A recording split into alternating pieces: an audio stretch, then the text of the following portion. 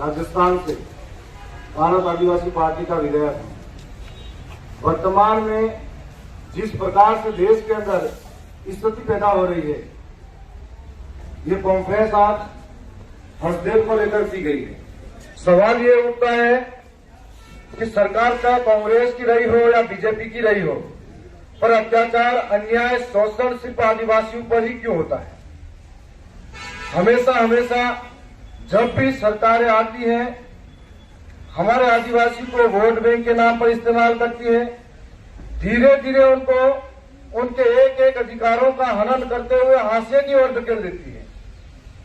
तब आज ये छत्तीसगढ़ के अंदर हसदेव जंगल को उजाड़ कर जो सरकार जीव प्रेमी बताती है खुद को, वही सरकार हजारों जीवों को मारकर उनकी हत्या करके हत्यारी बनती जा रही है। एक कॉर्पोरेटर की जीत के आगे अंधी, बेरी, गूंगी सरकार जो इन दीवारों के अंदर कैद है, और वही सरकार हमारे यहाँ के आदिवासियों के दुख दर्द को कभी समझ नहीं पाती है। मैं ऐसे गांव से रहा हूं जहां पर आज भी लोग अपने आजादी के बाद भी मूलभूत सुविधाओं के लिए तरस रहे हैं, जहां आज भी पानी के लिए तरसते हैं, सड़कों के लिए तरसते हैं, बिजली के लिए तरसते हैं।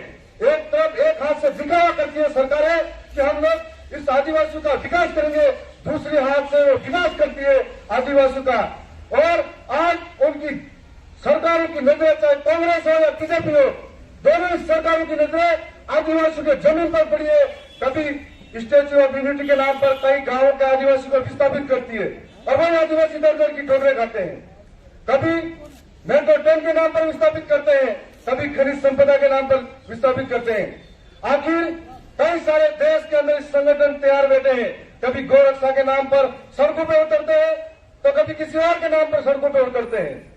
जब आदिवासी कोई जीव है, इंसान है, क्या आदिवासी की जिंदगी कोई कीमत नहीं है? आदिवासी के जीवन के लिए कोई भी सरकार, कोई भी संगठन आगे क्यों नहीं आता? हसदेव जंगल पर अडानी जैसे कॉर्पोरेटर की नजरें पड़ी हुई है, और इससे एक तरफ हम कह रहे हैं इसका परिणाम बहुत विपरीत पड़ेगा। जिस तरीके से कोरोना के समय में शहरों में बैठने लोगों से ही ऑक्सीजन की जरूरत थी तो तड़पते हुए मर गए थे। आज गांवों के अंदर जंगलों को उजाड़ा जा रहा है, जिन जंगलों से हमारे आदिवासियों का वर्षों से नाता है, और वो जंगल ही हमारा जीवन है। उन जंगलों के अंदर हमारी संस्कृति जुड़ी हुई है, परंपरा जुड़ी हुई है, रीति रिवाज जुड़ी हुई है, और उसके माध्यम से हमारा जीवन यापन चलता है। हम सबसे बड़े जीव प्रेमी है, प्रकृति प्रेमी है। इसलिए जो लोग कहते हैं हम जीव प्रेमी है, आज उन जंगलों को, हसदेव के जंगलों को उजाड़ा जाएगा तो कितने जीव मारे जाएंगे? कौन से ये जीव प्रेमी है? ये लोग सबसे बड़े जीवों के हत्यारे हैं। उस जंगलों के अंदर खनिज के नाम पर लूटमार मची जाएगी तो उन आदिवासियों का क्या होगा? ये सोचने वाली बात है। उन आदिवासी कौन से इलाके में जाकर बसेंगे? क्या उनका जीवन नहीं है? ये बहुत बड़ा सवाल उठता है। और देश के अंदर कोने कोने में हमेशा आदिवासियों के साथ में अन्याय होता है। ये तानाशाही और गूंगी बेरी सरकारें, ये जो इस महलों में चार दीवारों में रह के फैसला तो कर देती है, कभी किसानों के नाम पर फैसला करती है तो काले कानून लेकर आती है, तो दिल्ली की सड़कों पर किसान संघर्ष करते रहते हैं। कई संघर्ष करते हुए किसान मर जाते हैं और अपनी हर धर्मिता को झुकना पड़ता है, और वही किसान फिर से इन काले कानून को वापस लेती है। तो कभी सड़क पे चलते हुए ड्राइवरों के लिए काले कानून लेके आती है, उनको मजबूर करती है। तो कभी हमारे आदिवासियों के लिए अलग अलग विकास के नाम पर अलग अलग कानून लेके आती है। ये बहुत बड़ी पीड़ा है। मैं आंखों से देखता हूँ। मैं उस गांव से आता हूँ, उस विधानसभा से आता हूँ जहाँ आजादी के 75 वर्ष बाद भी आज भी मूलभूत सुविधाओं का अभाव है। आज भी किसान लूटा जा रहा है, मजदूर लूटा जा रहा है। आज भी आदिवासियों के साथ में विस्थापन रुका नहीं है, कभी पानी के डैम के नाम पर, कभी स्टैच्यू के नाम पर। इस तरीके से तानाशाही सरकारें अगर करती है तो देश के तमाम आदिवासियों को एकजुट होने की जरूरत है। चाहे वो एसटी, एससी, दलित हो, जो पीड़ित है, शोषित है, वंचित है, आदिवासी है, उसको एक होने की जरूरत है। आपके वोटों के माध्यम से इन पार्टी को मजबूत मत करो। यही पार्टियां जीतने के बाद में अपने पांव काटती है। छत्तीसगढ़ के अंदर पहले कांग्रेस की सरकार थी। कांग्रेस की सरकार के समय में जबरन ग्राम सभा का विस्तार करवाकर जंगलों को छीना गया था, और इस वक्त भी वही सरकारें, हमने सोचा कि इस कांग्रेस की सरकार अगर कुछ परिवर्तन लाएगी तो बीजेपी की सरकार छत्तीसगढ़ के लोग लेके आए, वही बीजेपी की सरकार उनके जमीनें छीनती जा रही है, उनकी हत्यारी बनती जा रही है। इन सरकारों को मजबूत करोगे तो अपने पांवों को काट रहे हो।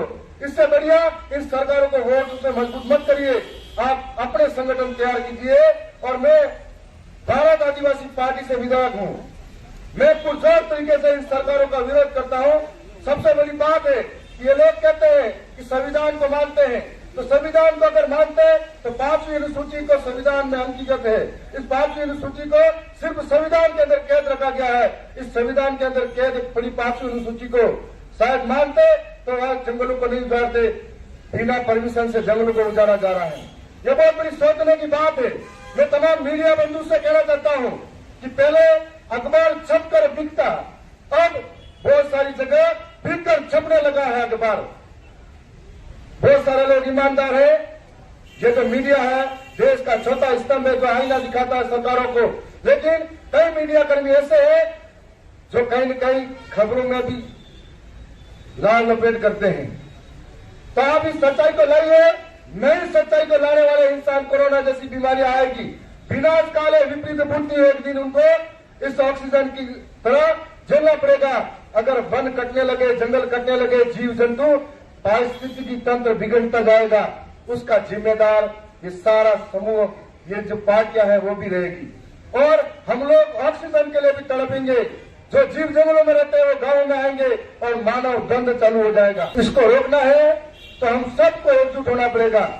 आज आपके मीडिया के माध्यम से मैं धन्यवाद देता हूं कि मेरी सच्चाई भरी आवाज को आपने अपने पास अपने चैनल के माध्यम से कोशिश करी है कि बहरी और गूंगी सरकारों तक पहुंचाने की।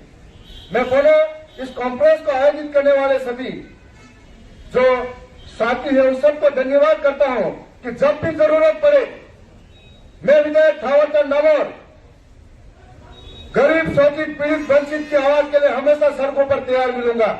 आप सबके लिए, चाहे आदिवासी हो चाहे किसी भी वर्ग का व्यक्ति हो जो दुखी है, पीड़ित है, जब भी याद करेंगे भारत आदिवासी पार्टी और हमारे तीनों विधायक, चारों विधायक और हम सब जहां पर जरूरत पड़ेगी हम हमेशा आपके साथ